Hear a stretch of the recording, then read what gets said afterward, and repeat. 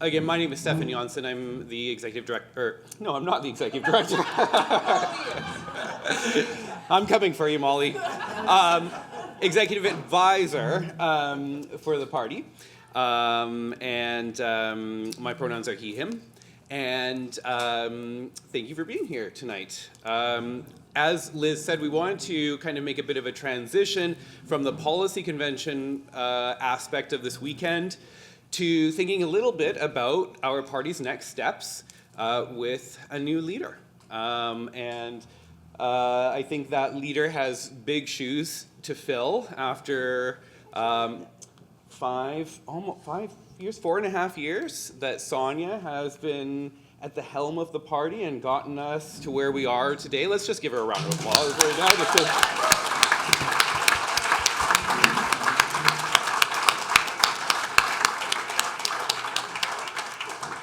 And I think we're all looking forward to celebrating everything you have been and everything you have accomplished and everything you will continue to be and do going forward tonight at our dinner.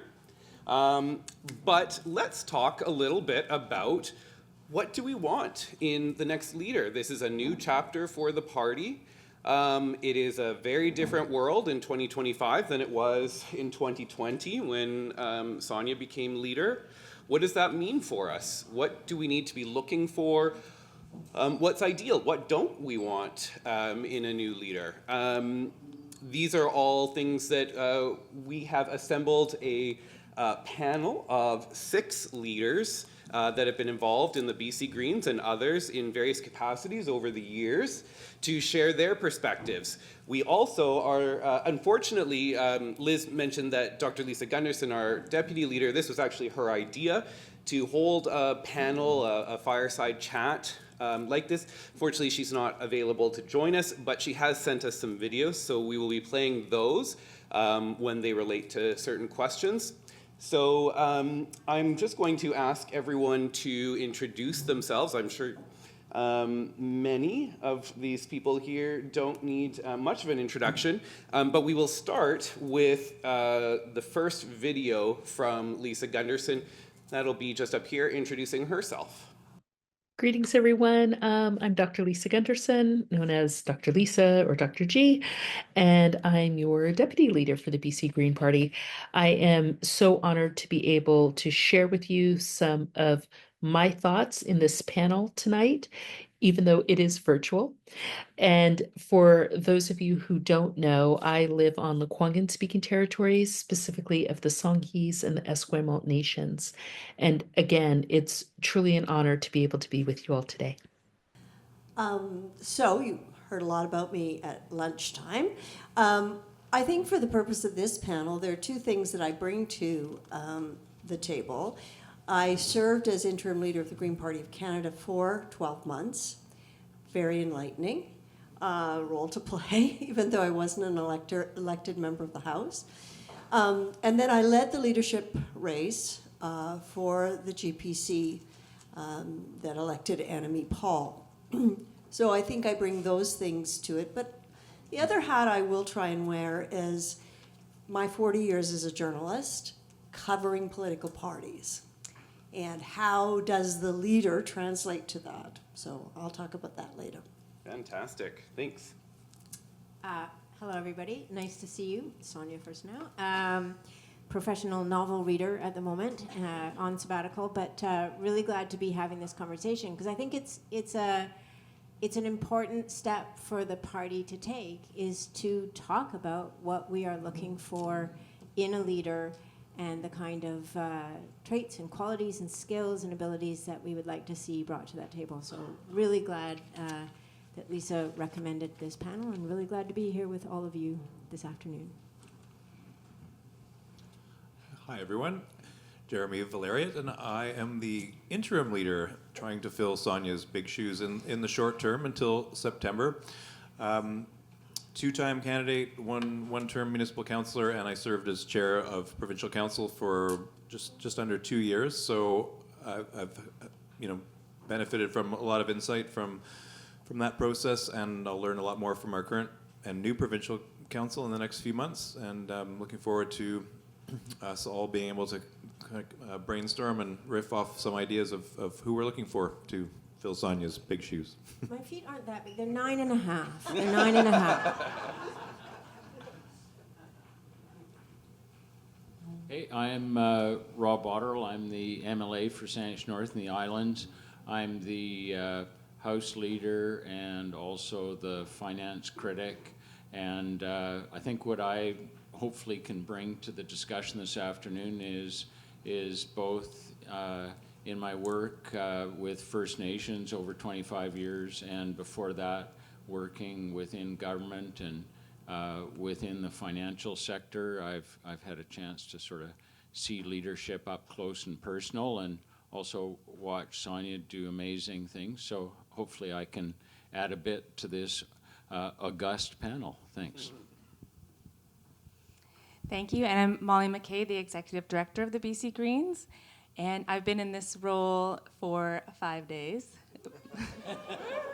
But before that, I was Interim Executive Director since July 1st, and before that, I was Director of Fundraising and Finance, and then Innovation too, since last January. So not been with the party for very long, though I have orbited around, and they've been trying to pull me in different capacities throughout the years. So happy to be here now.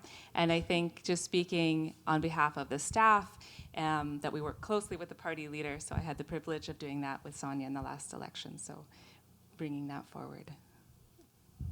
Hello, everyone. You heard from me a little earlier. My name is Beatrice Sharpe. I am the chair of the Young BC Greens, and I'm hoping to add a youth perspective to this leadership debate.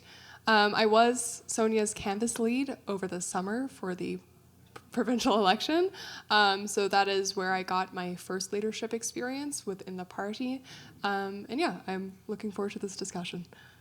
We're going to start off with a question. You can kind of take it two ways. What does the ideal... Sorry, I'm going to rephrase that. If you could choose anyone to be the leader of the BC Green Party, alive or dead, who would it be and why? You can also answer this question in the sense of, is there a leader you admire and why their qualities would be beneficial for the BC Green Party? So the leader that I currently admire right now is the mayor of Boston. Her name is Michelle Wu. She's only 40 years old. She is a child of Taiwanese immigrants. She actually, when she got elected 4 years ago, she was the youngest mayor of Boston, I think, in over 100 years. She's a mom with 3 children, just had a baby in January, I believe. And what she does that I think would be awesome in terms of our leadership is she is direct and a very just kind of a passionate, but you could tell in a very authentic way. She is creative. You know, they're converting, for example, unused office spaces into housing. She is unapologetic. She knows what she stands for, and she knows who she serves, and she does not make any qualms about it, and she gets stuff done. And I think those are excellent things that we could really learn from and that our leadership could exhibit. Well, I was wondering if Greta Thunberg would consider maybe moving to BC. That would be good, because I think we need someone who has some recognition in the areas where we stand out. But I was thinking a leader I admire, who right now isn't busy, and probably could come to Canada, is Jacinta Ardern, the former leader of New Zealand. I think, she's not working right now, so she probably could come. She did just write a book. She's on She a book did tour. write a book, Yeah. but you know what? How hard is that? I just wrote it, yeah. No, as I said, she's not from BC, and I do think we need someone who understands our province. But that is the kind of person, it's kind of what Lisa was saying. She wasn't afraid to take on the establishment. She understood what it took to manage not only a party, but to go into an election and be politically savvy. She let the haters come on and took them on face on. I think it took its toll. And I think if you asked her today, she'd say she needed a stronger support network and people who had her back. But I admire her courage for breaking the mold, for saying, I can do this, and I will do it on my terms. And moving through and being a unifier of political parties. Because if you remember, she brought together a coalition of parties to run New Zealand and was very successful at it, especially during the pandemic. Managed to work with their First Nations and give them dignity. I mean, there's a lot of things that we can look to New Zealand and see leadership that I think would be good in our party. Well, fortunately, our chief of staff in caucus actually worked very closely with Jacinda Ardern. Katie Reid was the national security advisor to the New Zealand government. Yeah, but I've proposed that many times. And Katie brings a lot of the wealth of experience from that time in New Zealand to the work that she does. I've been thinking a lot about political leadership right now, and we just found out we're going to be in a full election federally, momentarily, any second now, and we're going to hear a lot about the leaders. And I think that often what happens is the people, the public, kind of attach these hopes and dreams to one person. And no one person can fulfill everybody's hopes and dreams. And so what you just said, Joanne, about Jacinda Ardern probably needing a better support network, I think as a party, I think we should think in terms of how do we wrap ourselves around our next leader? How do we be that support network? How do we ensure that whoever is leading the party is supported and has all of the backing of the people? It's lonely. Leadership is lonely, and it can feel isolating at times. And so I think, just on my perspective on this, there's lots of really amazing, admirable people out there.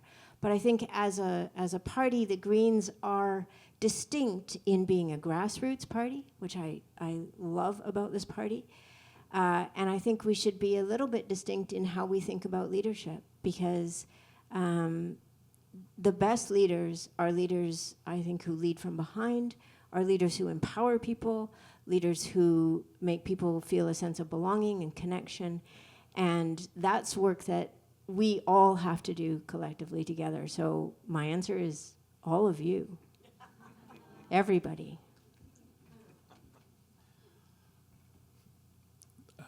Thank you, Sonia. I fully agree with that model of distributed leadership. I'm going to, as I'm prone to do, answer the question directly, which is sometimes going to get me in trouble, but in this job. But and I'll preface it by saying I do believe actually that our next leader should be a woman again. But for the purposes of the discussion, I'm going to use Barack Obama, particularly Barack Obama of 2008. Relatable, amazing organizer, pragmatic to the point where maybe he started to get dragged down by it a little bit, but seemed to be sailed calmly and smoothly through 8 years, an 8-year term. Well, came out the other side with, I think, probably, maybe it's debatable, but principles intact, and so I mean, it's just somebody that I admire for their ability to be very centered and able to handle situations with a lot of grace, and be very down to earth for people, rather than some of the leaders that present themselves in a different way that I don't find well, I guess it partly goes into distributed leadership and that ability to be relatable to most people, and I guess the big part that I forgot to mention is just full of hope, which is why I said 2008. Absolutely, painting a positive picture of where we can go, as opposed to mongering fear and division. Well, the easy way out here is all of the above so far. This is like a total blast from the past, and there would need to be a whole lot of updating in terms of value proposition in terms of green values. But somebody I've always admired is Tommy Douglas, and the way in which he delivered on something that everybody says was impossible, and the passion and his ability to pull people together to do something that universal health care that at the time was just completely opposed by a whole lot of folks. So that's who I'd go with, but we need to send him into major rehab over green values and get him sorted. Thanks. I just want to, one small thing. It was Tommy Douglas for sure who was the spearhead, but it was Woodrow Lloyd in Saskatchewan who actually brought Medicare in Saskatchewan. Woodrow Lloyd is my stepsister's grandfather. I just had dinner with his son Mike a couple weeks ago. But it's a great example of like, we give a lot of credit, and credit is due to Tommy Douglas, but the Medicare piece, Woodrow Lloyd doesn't get the credit that he deserved for the work that he did to quarterback Medicare into being, and the kind of price he paid for doing that. So I'm just here to disrupt the whole notion of leadership. Just ignore me. So the question was posed to me a little bit differently. Do you remember? No. It was that present company excluded. Oh. And so that's an important part of my answer. And so when I joined the BC Greens, I was joining under the kind of Sonia for sure, and Adam Olsen. And I think that Adam Olsen he gave so much to this party, and I would love to one day bring him back into the party. I think he connected with people so authentically. He really embodied green values. He'd have to run in a different riding, though. He could win. Yeah, he could win somewhere else, exactly. That's what I think, too. And he just had a really strong ability to connect with anybody. So that's my answer. Funny, Joanne, because I was also going to say Greta Thunberg, who is my own personal hero. But for my answer, I'm going to name some of the people who actually inspired me to get into this game. And that was, not game, but although it sometimes can be. So that would be Mira Blakely, who led some of the early Vote 16 campaigns in Victoria, and who also led some of the climate protests that she helped me organize my own climate protests in front of the lawn of the legislature. Eric actually presented at one of them. He's over there. And what Mira did is she was really good at connecting people with people on a one-on-one basis. And I think that's something that is absent from a lot of the political leaders we see now. They're not very approachable, and they're more figureheads than people. And I think we need to stop seeing our leaders as people that we can constantly judge, or something that's not even real, but because they're tangible, they're people, and they know that their actions have consequences. And by making them actually a real person that you can talk to, you can also hold them more accountable to their actions and ensure that they are more transparent with what they are doing. So I want a leader who is a friend, essentially. Thanks, I love that. And There are a number of things I heard from each of you that I think that strike a chord across the panel, as well as with probably, I'm sure, everyone listening. I think, some of you talked about someone who's an organizer, and I think connected to that is something that Beatrice mentioned, someone who can connect with people one-on-one, who can really be seen for the person that they are and the value that they bring as a person. Someone who can do the impossible in a lot of ways, or at least what in our very cynical world we might think of as impossible. I also really appreciated Sonia and I think Joanne and others bringing up the need for support, because this is a very different political climate than 5 years ago, 10 years ago, 50 years ago. It's a lot to ask of someone to put themselves forward. And luckily we do live in a world where people do that, but it can be hard. And I love your comment, Sonia, about the party kind of circling around the leader and being at least one of those support systems for the leader. And moving from that, I'm curious, in a world that I think arguably you could say most voters really aren't making decisions, or at least not weighing policy platform positions as much as they are other factors. In a world where that is at least common and normalized, how do we connect? How does the new leader of the BC Green Party, who comes from an incredibly solid foundation in all of the work that we've already been doing today in policy, how does that leader connect with the modern British Columbia electorate? And we'll start off going back to Lisa. How the new leader can engage our voters.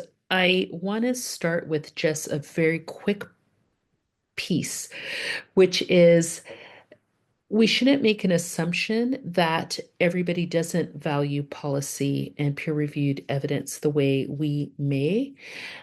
We need to be careful that we don't come off with a certain type of attitude, maybe perhaps a patronizing type of attitude that would exclude other types of evidence that are part of many of our cultures and spaces, which hasn't been honored by a Eurocentric research paradigm. And so we want to make sure our new leader is open to the idea of other ways that evidence has been gathered. For example, oral tradition that has been shunned by the systems in place. So I would just want us to keep that in mind. Specifically, our leader needs to make sure that we connect to our values, what's happening with people. And so let me give you a quick specific example. So for example, we know there's a rise of anxiety and depression with regard to children. And one of the things that we know is helpful for that is engaging in green and blue space being oceans and rivers, and green space being trees, of course. So when we talk to people and talk about this rise that we're seeing, and we know one of the ways that could be helpful is engaging in blue and green space, then that becomes directly connected to policies then that are going to help us preserve green and blue space, allow access to green and blue space to better people's mental wellness and health. All of that is peer reviewed. All of that's part of our policy, but now we've connected it in a way that people can actually hear it and understand it. So that would be an example and a suggestion that I would have for any new leader of our party. The success that I see is really tying back to Adam and the ability to really translate what is can be a very complex policy environment and policy platform into something that's really relatable and that you can really connect on the doorstep, in the coffee shop, and really translate what we're trying to accomplish into a conversation that really connects voters with what the Green Party and the our policies are aiming to do. And Adam was and is a master at that, and just watching him, and that's the key. The key is that on a doorstep by doorstep, coffee by coffee basis, we build that relatability and authentic understanding. We have the policy discussion, but in a language that is comfortable for the people we're meeting with, and that's how we build, and we are. I'm curious, are there any examples of how Adam has done that? Maybe Sonia has examples that come to mind when you think of that superpower he has? Well, I saw it all. I mean, when he campaigned with me last summer, I saw it a lot, and it was more like when I was on the doorstep with him, it was more like a farewell tour, and so which was very frustrating for the campaign team, because I was advised by people who know this inside and out, don't spend more than 2 minutes at a door. And so I'd knock on a door, and I can remember one time in Dean Park, I knocked on a door, and the fellow said, "Oh, Adam," and this is Rob. Yeah, and Rob. And then, well, just hold on a second. I'm just going to bring out some chairs. And so then 10 people come out of the house. An hour later, we're trying to get to the next door. And I learned a lot from that. And this isn't about me, but my learning from Adam, I was able to later on in a door knocking and follow up, take a conservative from being absolutely opposed to the Greens to agreeing to vote Green. And then I said, if you come down to the constituency office and we give you, I'll pour you 2 coffees, will you take a sign? And he paused and he said, yeah. And that was but that was only because I'd seen Adam and how he could relate. And for that conservative, financial responsibility was a really important thing. And so I was able to speak to him in a way that he got really comfortable. And that was all from watching how Adam did it. But that, for me, is the key. And I'm going over time here. I always go over time. But you got to connect on the basis of the person you're meeting with. I think that's great, and it ties it back to the first question, to taking time to have these conversations, meeting with people where they're at, and so on. Beatrice. Yeah, I just wanted to add on to that because I think Rob put it well. But I have something to add. I think we underestimate the value of stories and connecting people. So many of the things that people see, especially online through the news, are these really grim statistics. By sharing stories of hope and positivity and actually what our vision for the future can be, that makes it a lot more likely for people to actually engage with the Greens and to become, a Green member who will eventually vote Green. Because there is a lot of apathy from the news down south, and I'm feeling it from my friends. I'm feeling it from my family members who say you're not allowed to go into the States anymore. But yeah, using those stories to connect with people, especially on a one-on-one basis, that is definitely a trait that a leader should consider in taking on, and that is actually how you get to people's hearts. And then once you have those discussions, then the policy discussions can ensue, or maybe the stories can be here's the history why we chose this policy. Giving people that context while also building a relationship, very important.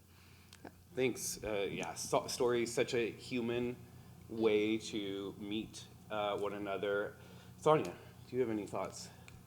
Yeah, all for story. I remember when I was a teacher, I'd say to my class, "Is it story time?" And then the class was like, yes, it's story time. I think stories are really critical.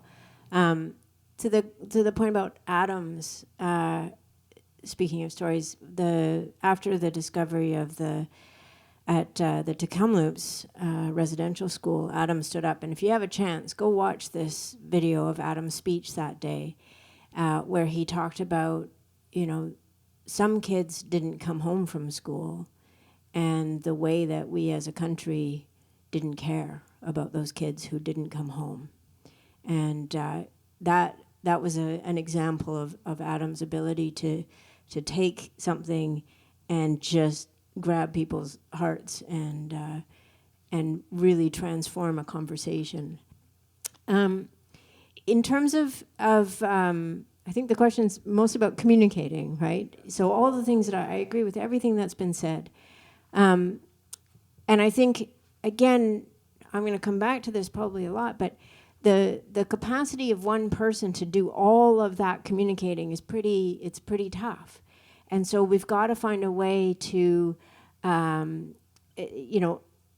be able to reverberate those stories and that communication, put into place ways to echo these stories, to ensure that the next leader has that space created and those opportunities. One of the challenges, I think, and I commend both Jeremy and Rob for focusing on the legislative work that they're doing, but when there's two MLAs doing the legislature work, doing the constituency work, and then one of them is doing leadership work, it's a lot. And so I think there's a real opportunity with a leader who's not in the legislature yet, who will be in the legislature, to really be able to do all of these things that we're talking about on this panel. Get out to communities, tell stories, connect with people, show people the policies that the Greens are putting forth are policies that will make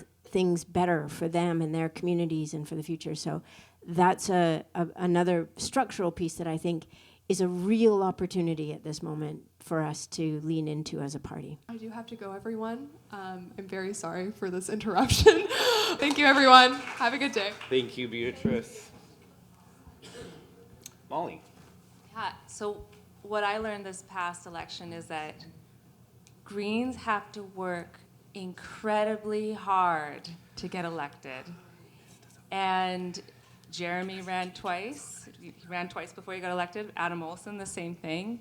So I think that the question is around what role does policy play, and I think it's important for who we are. I think it's a big part of like the fabric of what makes the Green Party green. But it truly takes a village, hundreds of volunteers to get Green MLAs elected. And so there is a crucial communication piece, and I think this policy convention and what I'm going to be taking from this is how do we empower our volunteers to be carrying forward that message.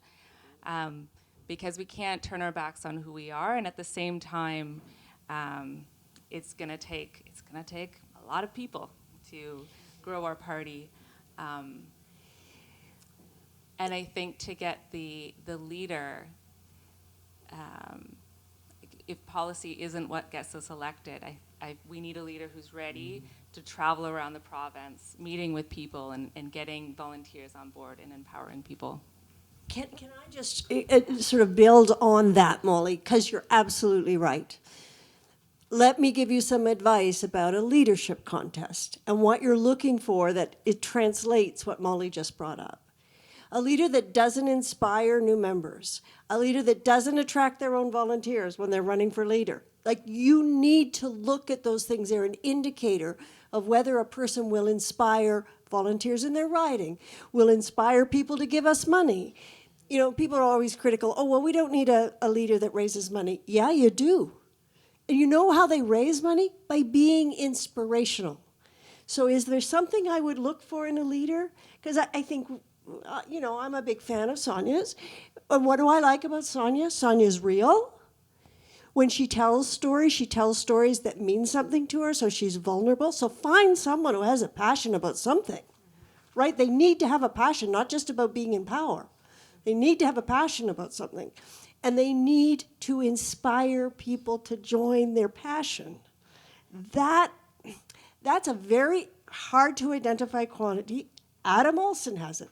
I have known Adam Olson since long before he went into politics. And he had that quality then. When you sat Adam down for an interview and talked about Indigenous sports, the man can make you care about all kinds of things. So that's what you're looking for. If someone comes to a leadership race and they can't recruit volunteers or they can't raise any money, that should be a sign. Not that they're not a good person and wouldn't be a great person to be in the party, but leadership may not be their strength. So, sorry to be so blunt, but No, that's really great, and I think another way to put it is there are many different ways of being a leader, and in one of the things like what Sonia said, we're actually asking everyone to be a leader. In different ways, but there's a skill set that the leader of a political party has that can move us forward and grow us as a party and a movement. Mm-hmm. Yeah. Jeremy, do you have anything to add? Not much. I'll just say, I do think stories are the currency of our species, really, and it's really important. And I'm gonna actually, we're 4 weeks into this session, and I'm gonna be channeling Adam and Sonia, both their work. I really, I want to focus on one thing because it hasn't come up yet, and that's humility. I think we're gonna swing out of this, aching for a strong man kind of like. I guess, response to uncertainty, and we're going to swing back to people who are real, as we've seen with Sonia, and potentially vulnerable. And I think it's really important to be in that place, because I worry that sometimes we're seen as maybe moralizing or inducing people to feel like they're doing the wrong thing. And so I think reframing it into an optimistic view where instead of banning something, we're electrifying the economy. So I think being able to paint that picture of a hopeful future that says we don't have all the answers, but we have a lot of evidence. And so I think we need to stick to our evidence-based policy, but find a way to not make people feel like they're doing the wrong thing if they're not listening to us.